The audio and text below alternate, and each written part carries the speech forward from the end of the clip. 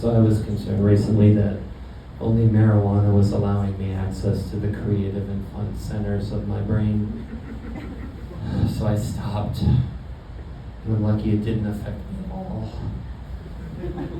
Here are some jokes. You ever look around and think, what's up with all the gray? Who's muting all the colors and stealing the joy from children's laughter? This joke was brought to you by my real life experience. I worked with a company here locally called Wolves with the Bard, and they perform Shakespeare High. And it's a pretty amazing experience. I had to get high every day for work. And I so miss that excuse. I miss it so much. And if you're doing it every day, don't stop.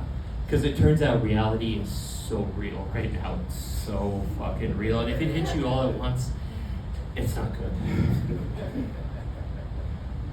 Yeah, it's funny, it's my only acting credit actually, so I have to go into auditions now and go, I don't care how clear my head gets, I can do this. But I lost about 50 pounds recently. I know, I finally got the depression where you lose weight. I know.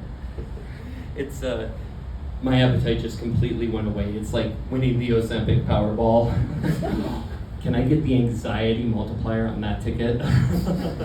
Oh my God, if this thing pays off, I'm gonna sleep for 12 hours and still lose weight. It just cost me all sense of meaning. I get cold now too, it's so weird. I've never gotten cold in my life, and I get cold all the time now. I used to, I was so well insulated, I was cold to the touch, all the heat was in the inside. But I get cold all the time now, I shiver on a spiritual level. It gets psychedelic for me. All you see is this. I just spent a week in Sylvan Glen talking to the DMT elves. They said hi. They also said, don't! They didn't say what that means. They said, you'd probably figure that out. But I'll spoil it for you. It was election trauma. Yeah, I watched something profoundly stupid happen, and my body didn't take to it too well. And I knew we were in trouble actually a couple days after the election because I checked in on a friend of mine who I thought might be having trouble with it. And he ended the conversation by saying, this is different. I'm scared.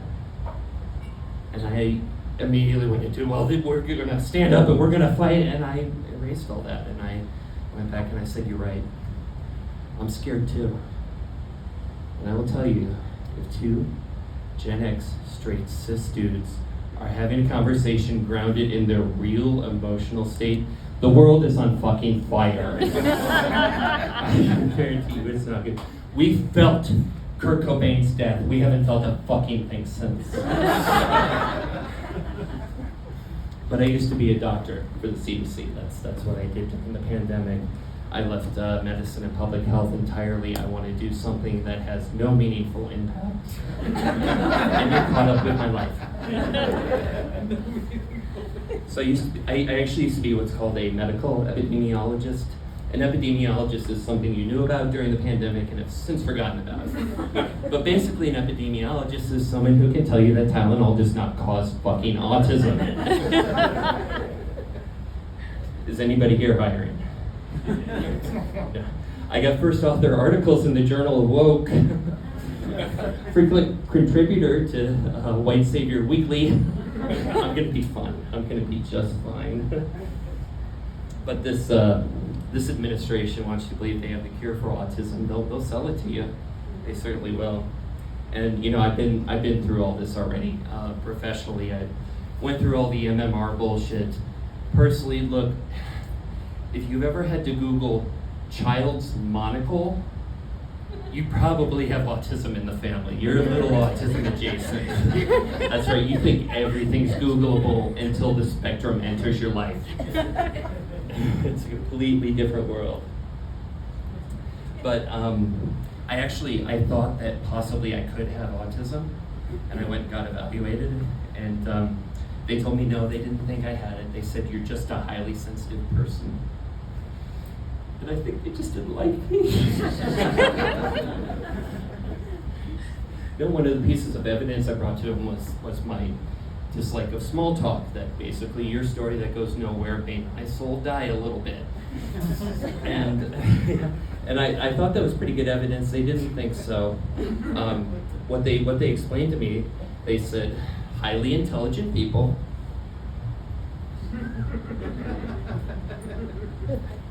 I guess, I don't know. But highly intelligent people often don't have conversations, or don't have patience for conversations that aren't intellectually stimulating. And I told him, do you realize what you've done? You've given me the greatest gift ever. The opportunity to go, I'm sorry, doctor says I'm too smart for this conversation. It comes up a lot these days.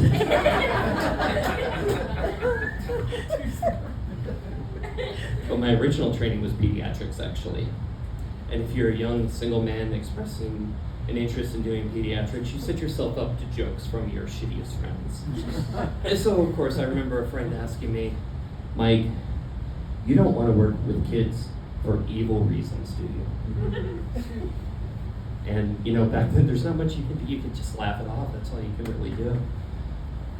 But now I have proof.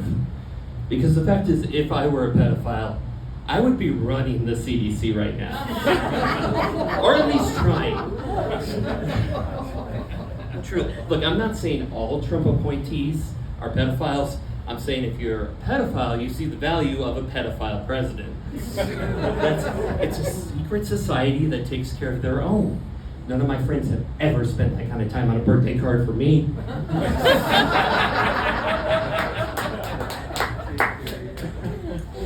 But I've been asked also, do you worry making jokes? We're going to get to the point eventually that you could be arrested for making jokes about this administration.